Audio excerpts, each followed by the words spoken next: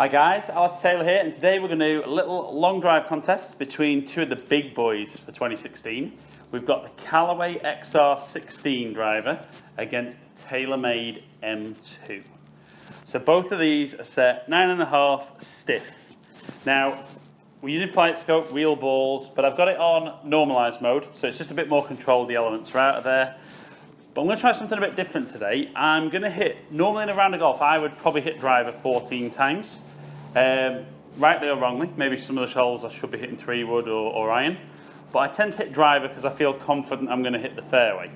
So I've already hit 10 balls with each off camera. I'm going to hit the remaining 4, and then we're going to look at some averages. Now, when I do the individual reviews on these clubs, which you can watch those videos if you want now, or go on after, I don't mind showing all the shots to kind of give you a bit of an idea. But as any of you guys that watch these videos will appreciate, the spin rate, launch angle, performance of the club changes dramatically where you hit it on the face. So I'm interested over a whole round's worth of drivers, how well these two perform against each other. So we're going to start off with the Callaway, and I am going to do a further review of XR16 Pro against M1, which will be the very, very premium drivers. Okay, so not really looked at any numbers to begin with, so last 4 with the Callaway.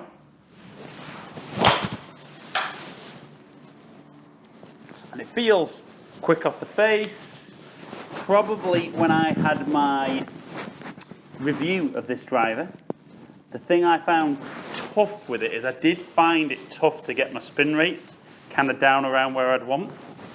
I did see the Pro model was much more suited for me, but it'd be interesting to see how these two compete against each other.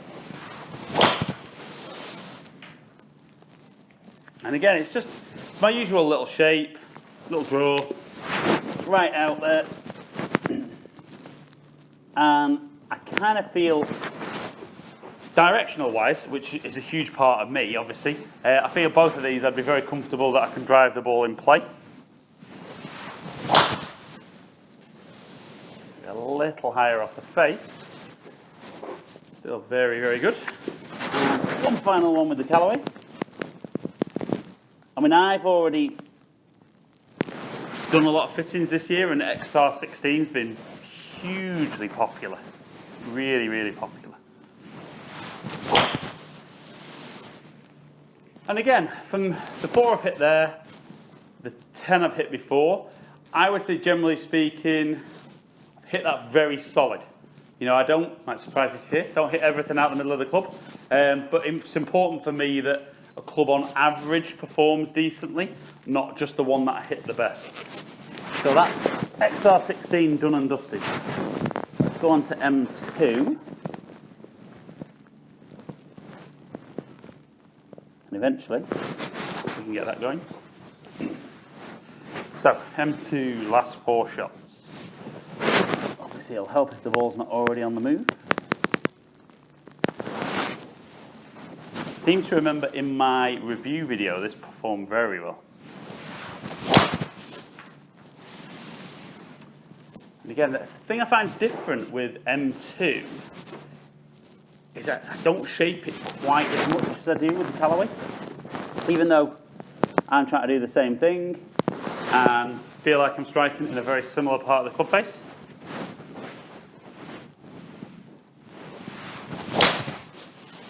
Having said that, I have just turned that one over. That didn't feel quite as good a swing. Strike still felt very good. It was right out the middle of the club face. And last couple.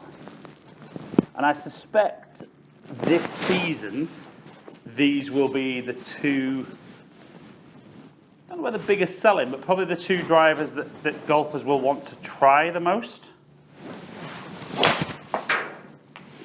That's just absolutely bullet straight. Let's go one final one with M2. Be interested as the video finishes. Let me know if you guys, when you got fitted, did you try these 2 models next to each other?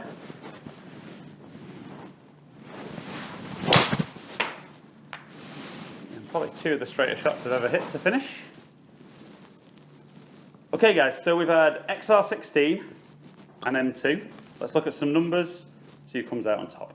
Right then guys, so as we see with all the videos, incredibly close. 244 against 239, 240, 276 against 273. So I swung the TaylorMade slightly quicker, but didn't strike it quite as well, so I had more ball speed out of the Callaway. So would that suggest the Callaway is more forgiving, or would it say I've struck it better? Tough to tell. I think launch angles, I launched the TaylorMade one fractionally higher, which surprised me, and I hit the TaylorMade overall higher as well.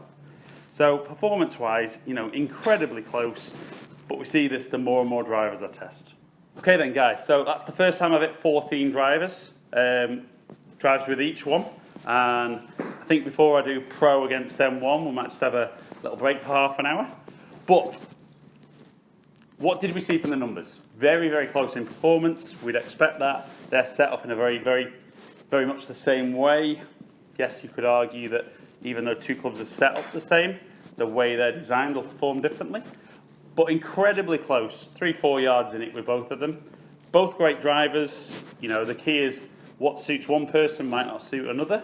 But on today's challenge, the TaylorMade M2 was the winner. So guys, as ever, really appreciate you taking the time to watch my videos. Like I said during the video, if you've had a chance to test these two side by side, let me know which one came out on top. Did either of them make it into your bag? And if they didn't make it in your bag, what did make it in your bag for this year? But subscribe to the channel if you don't already, like and share the video, and hopefully catch up with some of you guys down here in the future. Stay in contact.